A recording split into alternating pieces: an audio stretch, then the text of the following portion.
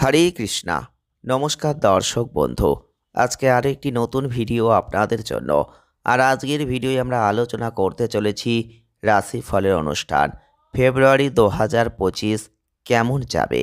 আজকে আমরা এটা নিয়েই আলোচনা করব। আর আজকে আমাদের আলোচনার ক্ষেত্রে যে জন্মরাশিটিকে নিয়ে এসেছি তা হচ্ছে মকর রাশি বা ক্যাপ্রিকন সাইন। মকর রাশি বা ক্যাপ্রিকন সাইনের জাতক বা জাতিকা যদি আপনি হয়ে থাকেন, তাহলে ফেব্রুয়ারি মাসটা আপনার জীবনে কেমন যাবে, কতটা ভালো, কতটা খারাপ, কতটা অর্থবান আপনি হতে পারেন, আপনারা বিস্তারিত অবশ্যই দেখে নিতে পারেন। মকর রাশি বা ক্যাপ্রিকন সাইনের জাতক বা জাতিকা যদি আপনি হয়ে থাকেন, 2025 সালের ফেব্রুয়ারি মাসটা আপনাদের ক্ষেত্রে সৌভাগ্যের একটা জায়গা কিন্তু দিয়ে দিচ্ছে।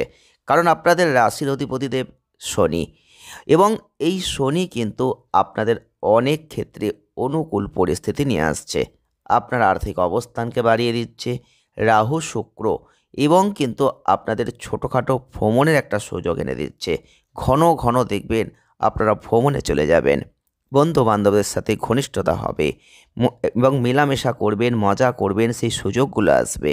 যারা মকর রাশির জাতক বা জাতিকারা রয়েছেন, আপনাদের ক্ষেত্রে মঙ্গলের অবস্থান, বৃহস্পতির অবস্থান আর্থিকভাবে মোটামুটি ভালো, এবং রবি বুধের অবস্থান শেষের দিকটা মাসটা যত এগোতে থাকবে আপনারা লক্ষ্য করবেন ব্যয়ের জায়গাটা নিয়ন্ত্রণে চলে আসবে। ফেব্রুয়ারি 2025 পরিবর্তন প্রচুর আছে, তবুও কিন্তু কাজের পরিবেশ সন্তোষজনক। আপনি আপনার যে ডেইলি রুটিন সেটা মেনটেন করবেন, দ্রুত সম্পন্ন কাজগুলো করবেন, বৈবাহিক সম্পর্কের মধ্যে পারস্পরিক ভালোবাসাকে বজায় রাখবেন, যেটা আপনাদের সম্পর্কের মধ্যে একটা বন্ধনকে শক্তিশালী করে দেবে। যারা মকর রাশির মানুষ রয়েছেন, ভালোবাসার জায়গাটা ফুটে উঠবে, শক্তিশালী হবে, রোমান্টিক সম্পর্কটা আরও মজবুতি হয়ে যাবে। কর্ম করছেন, কর্মজীবনে আছেন, মাসটা ভালো এক কথাই বলবো। কারণ আপনাদের ক্ষেত্রে শুক্র রাহুর অবস্থান আপনাদের কর্মজীবনে অনেকটা ব্যয় আপনি করবেন সময়, কর্মক্ষেত্রে একটা স্বাধীনতা বজায় রাখবেন, সামাজিক ইভেন্টগুলোকে ঠিক রাখবেন, এবং আপনার পেশাগত জীবনে ভালো পারফর্ম করবেন। বুধের অবস্থান আপনাদের কর্মজীবনে অগ্রগতি আসবে, বুদ্ধিমত্তাকে কাজে লাগাতে অনেকটা এটা সাহায্য করবে। বুধের অবস্থান, রবি যে অবস্থান থাকছে তাতে আপনি অবশ্যই লক্ষ্য করবেন, এবং তার সাথে শনি, এটা ছোট সমস্যা, মতামতের পার্থক্য এগুলো নিয়ে আসবে। আপনি কিন্তু কর্মক্ষেত্রে আপনার কাজের জন্য প্রশংসা পাবেন। আপনি ব্যবসায়ী থাকলে বোঝাপড়া আপনাকে সফল ফলাফল দেবে, আপনার ব্যবসা প্রসারিত হবে, এবং আপনি যে অর্থ উপার্জন করবেন তাতে খুশি হবেন।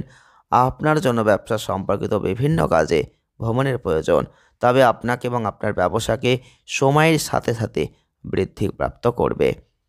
যদি অর্থনৈতিক পরিস্থিতি নিয়ে আপনি খুব চিন্তায় আছেন, তাহলে আপনাকে এই ব্যাপারে একটু বিনয়ী আচরণ করতে হবে। মকর রাশির মানুষ আপনি হয়ে থাকলে সবচেয়ে গুরুত্বপূর্ণ জিনিস যেটা আপনাকে করতে হবে সেটা হচ্ছে এই ফেব্রুয়ারি মাসে খরচকে একটু নিয়ন্ত্রণ করতে হবে। তবেই কিন্তু আপনি অর্থকে দেখতে পাবেন। আপনি দেখতে পাবেন আপনাদের যেহেতু অধিপতিদেব শনি, সেই শনির অবস্থান আর্থিক পরিস্থিতিকে দেখছে, তাই এক্ষেত্রে ব্যাংক ব্যালেন্স বাড়াতে পারবেন। একটু আপনাকে বুদ্ধি খাটাতেই হবে। আপনার সঞ্চয় করার ইচ্ছাকে শক্তিশালী করতে হবে, সঞ্চয়কে প্রসারিত করতে হবে। বৃহস্পতি কিন্তু আপনাদের একাদশ ঘরের দিকে দৃষ্টি প্রদান করছে, আপনার উপার্জনে উল্লেখযোগ্য বৃদ্ধি তিনি ঘটাবেন। কোনো অসমাপ্ত ব্যবসা শেষ করতে আপনাকে সাহায্য করবেন। ব্যবসা করছেন, ভালো উপার্জনের সুযোগ আছে।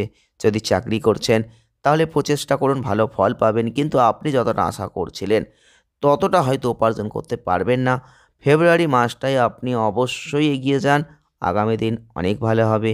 আর্থিক লাভের জন্য সৌভাগ্যবান সম্ভাবনাকে উপস্থাপন করছে।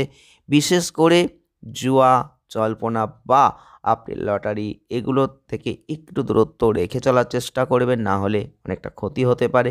সম্ভাব্য আর্থিক ক্ষতি এড়াতে যতটা পারবেন স্টক মার্কেটে ঢুকবেন না, ট্রেড করবেন না। যদি করতে হয় খুব সতর্কতার সাথে, বুদ্ধিমানের সাথে করবেন। স্বাস্থ্যের ক্ষেত্রে কিন্তু এই মাসটা মোটামুটি ভালো আছে, স্বাস্থ্য সমস্যা তেমন হবে না। মাঝে মধ্যে ছোটোখাটো সমস্যা আসতে পারে, এবং অসুস্থতা হলেও সেক্ষেত্রে আপনার যে সাহস শক্তি মনের মধ্যে থাকবে, তাই আপনি সেখান থেকেও বেরিয়ে আসতে পারবেন। রাহু শুক্রের অবস্থান প্রিয়জন এবং বন্ধুদের সাথে মেলামেশা করতে কিন্তু প্রলুব্ধ করবেই। স্বাস্থ্যের জন্য একটা বিভ্রান্তি আসলেও সেটা এড়িয়ে যাবেন। এছাড়াও আপনাদের ক্ষেত্রে দুর্ঘটনা আছে, তাই সাবধানে গাড়ি ঘোড়া চালাবেন। ফেব্রুয়ারি 2025 আপনাদের ক্ষেত্রে রবি কিন্তু 12 তারিখে আপনাদের দ্বিতীয় ঘরে যাচ্ছে, যেখানে শনি অবস্থান করছে, বুধ অবস্থান করছে 11 তারিখ থেকে। তাই এক্ষেত্রে স্বাস্থ্য সমস্যা কিছুটা খারাপ করার চেষ্টা 12 তারিখের পর থেকে হতে পারে। তাই আপনাদের ক্ষেত্রে সেই দিকটা লক্ষ্য রাখবেন।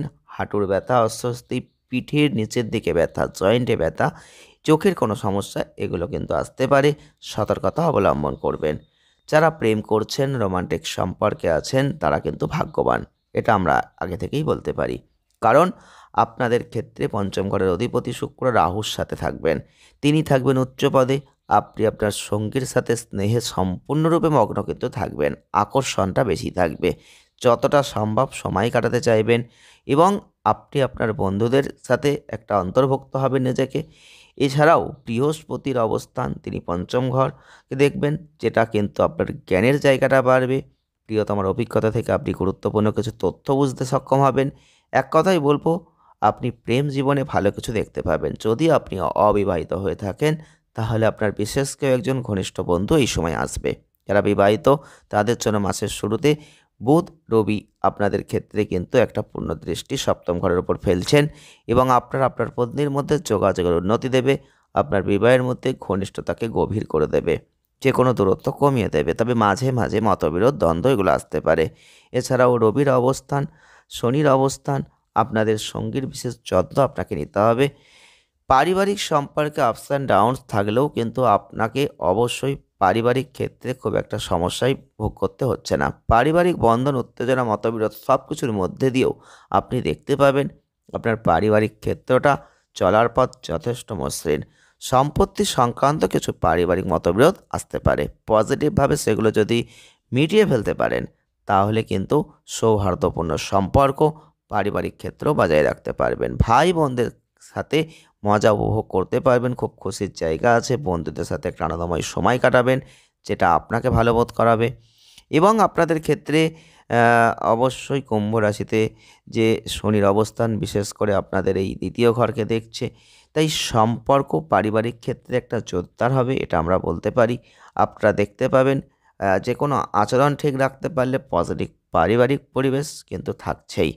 প্রতিকার স্বরূপ যদি পারেন, আপনারা অবশ্যই বুধবার করে ভগবান গণেশজিকে দুর্বা ঘাস অর্পণ করতে পারেন, সেটা ভালো হবে।